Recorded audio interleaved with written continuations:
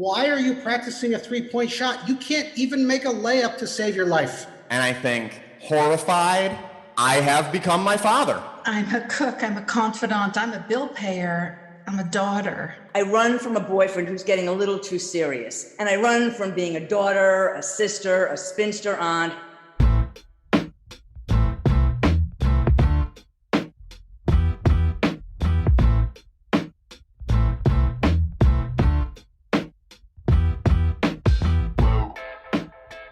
Hey there and welcome to Grit, True Stories That Matter. Grit is a weekly podcast about stories, the contemporary, personal, narrative kind of story, and the people that craft and tell them. Now, some weeks a storyteller will join me and tell one of their stories and then break it down.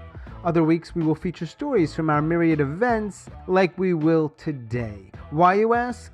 Well, we want to feature these tellers and their stories, but also to help you, our listeners, craft and tell better, more engaging, more relatable, and more memorable stories. True stories, personal stories, grit stories. We release new episodes every Friday, or we certainly try to, and we are in the first month of Season 3. Special thanks to Kurt Mullen, who joined me for Season 1.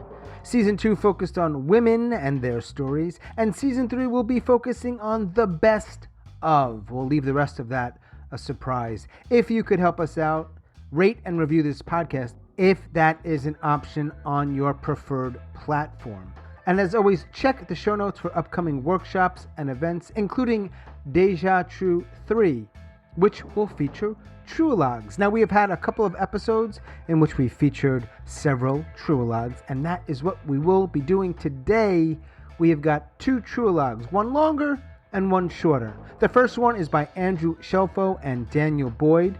The second by Johanne Pelletier and Ronna Levy.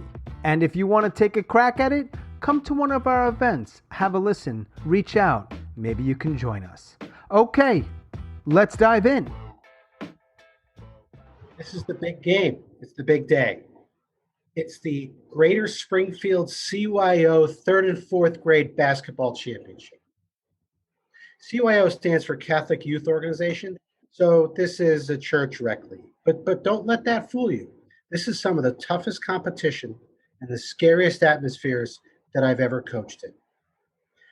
CYO started a long time ago as an organization that was dedicated to taking kids who might get into trouble and putting them in athletics.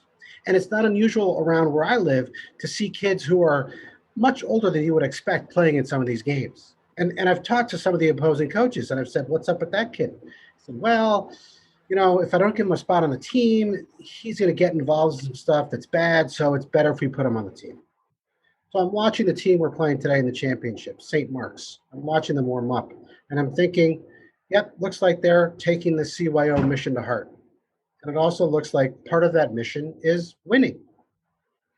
And then I look at my team, and I'm watching them warm up. And the first thought that jumps into my head is, I hate these kids.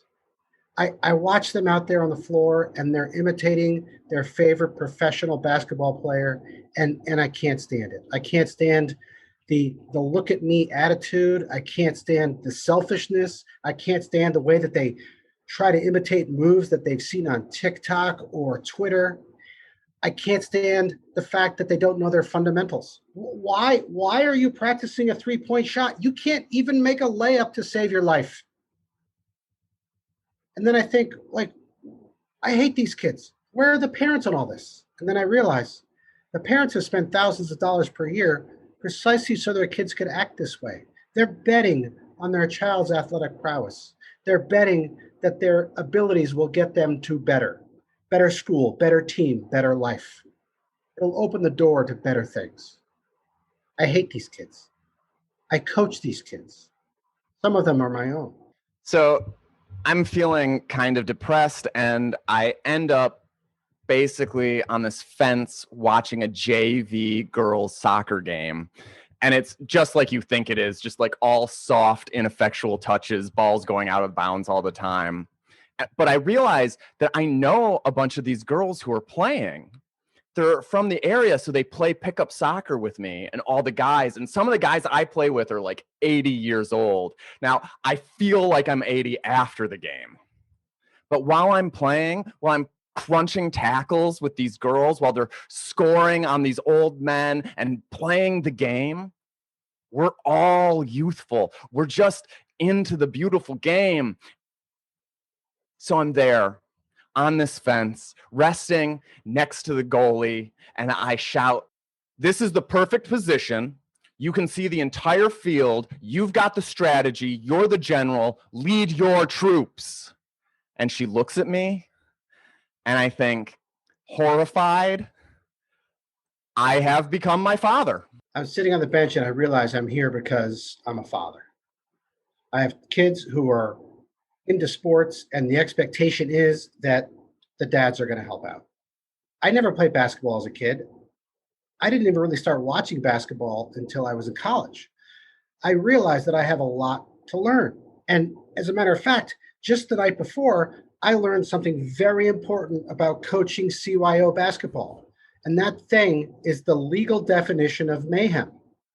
Mayhem is the intentional maiming of another person.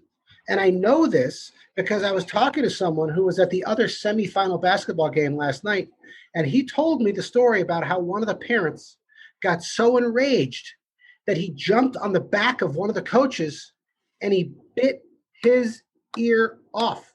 And I'm not even making that up. He bit his ear off. So before the game today, I had an impromptu meeting with the parents of my players. And they were asking me, like, okay, well, what are you going to do to keep the kids safe? And I said, I don't know. I'm not in charge of that. That's the league is in charge of that. I'm not a safety expert. I'm just a youth basketball coach. And I'm not even really a very good one at that. And then all the parents started telling me their opinions. And while I listened to them, I found myself making this list in my head of the parents on my team who might become potential ear biters if things didn't go well. I mean, Bob was obvious because he's got that mustache and he cuts the sleeves off of his t-shirt.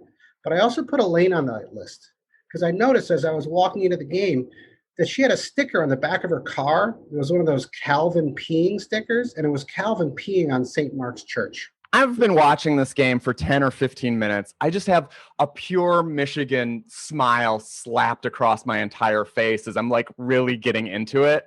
And this girl cracks off a shot and it goes high and to the right. And so there's going to be a corner kick. And corner kicks are important in soccer because 80% of goals are off of set plays. It's even more so for kids sports. So this girl from the opposing team picks up the ball, emblazoned on the back of her shirt, it says Judy.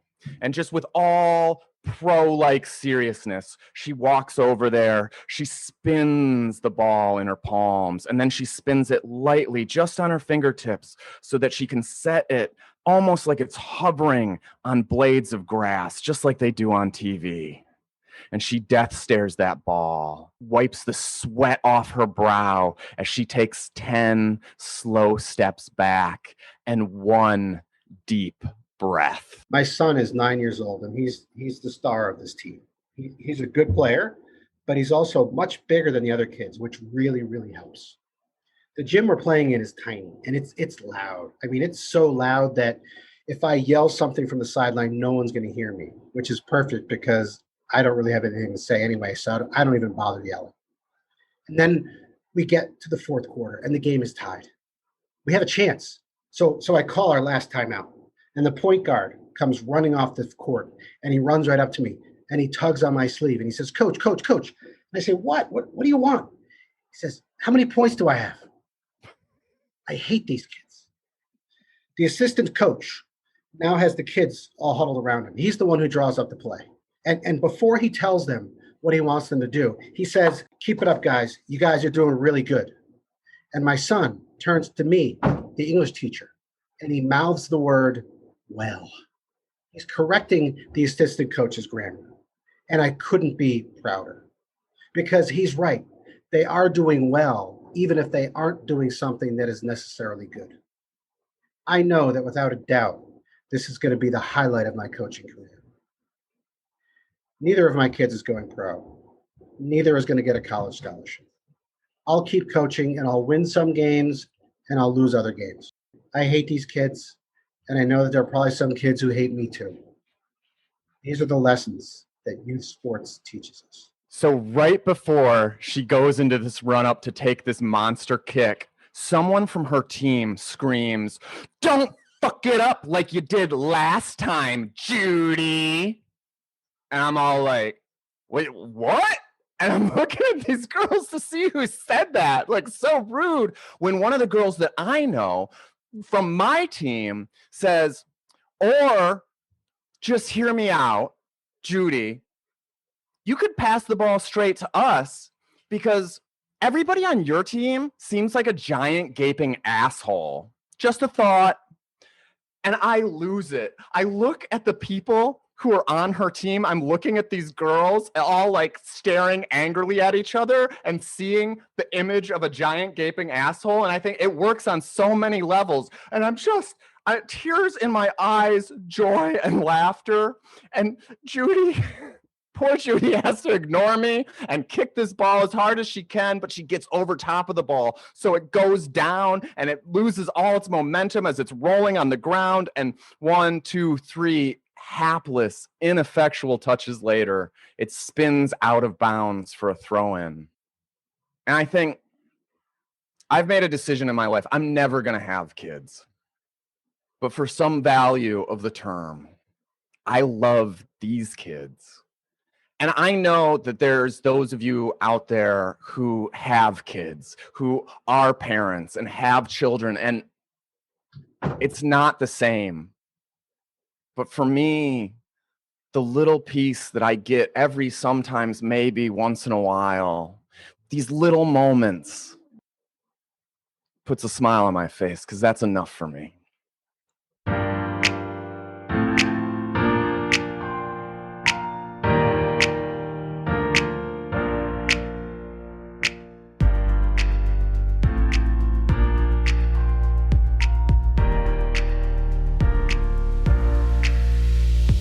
I'm 37 and I moved back to Montreal where I was born. I'm going to start this exciting new job really soon. I'm also divorced and I'm brokenhearted and I need to start again.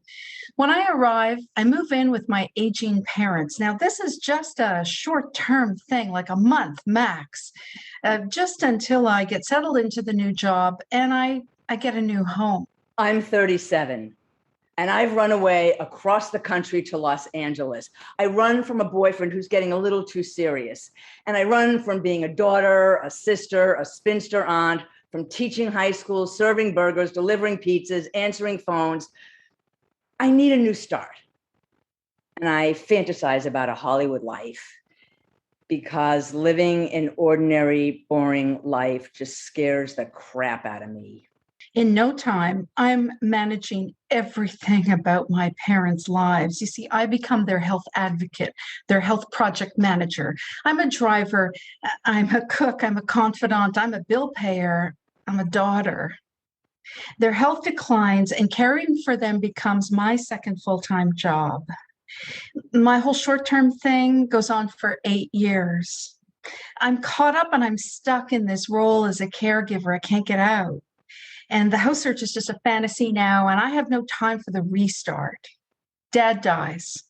And now I need to figure out what's next for Mom. In no time, I managed to do a movie, plays, get a great review in the LA Times. I work in a production office. I'm an assistant to a TV star. I pitch an educational TV series and I get a call. Fantasy life? No, this is my authentic life. But it's short term. I mean, I'm doing the same thing in LA that I was doing in New York. I'm teaching, I'm waitressing, I'm answering phones. I'm a Hollywood cliche. Mom dies the year I turn 50. I've spent 13 years as a caregiver. Nobody, well, really everybody. Yeah, they call me a superhero. Having that big job, being the caregiver, was I just really stuck, unable to get out? Yeah, because the longer I stayed, the harder it was to get back to my life. But also, I know this. I know I was hiding a little in the role of caregiver. I ran away from my life by running home to be the hero. I am a hero. And I was a coward, just afraid of restarting. Not anymore. Yeah, okay. I ran home. Now I need to find a home. My dad's in the hospital. I've just turned 42. He needs 2 heart valve replacements, and he has leukemia. And then my grandfather dies, and I miss the funeral because I am 2,451 miles from my home. Okay, yeah, New York is my home. It's time to go home.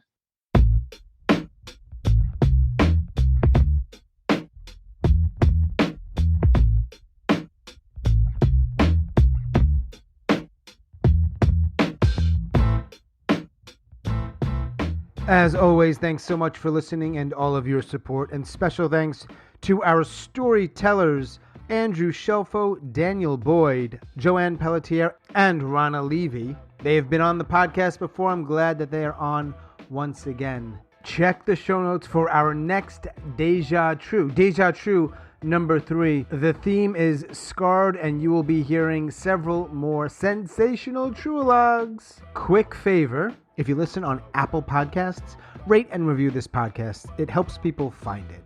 Thanks very much for that. That is all for episode number 50. Boom.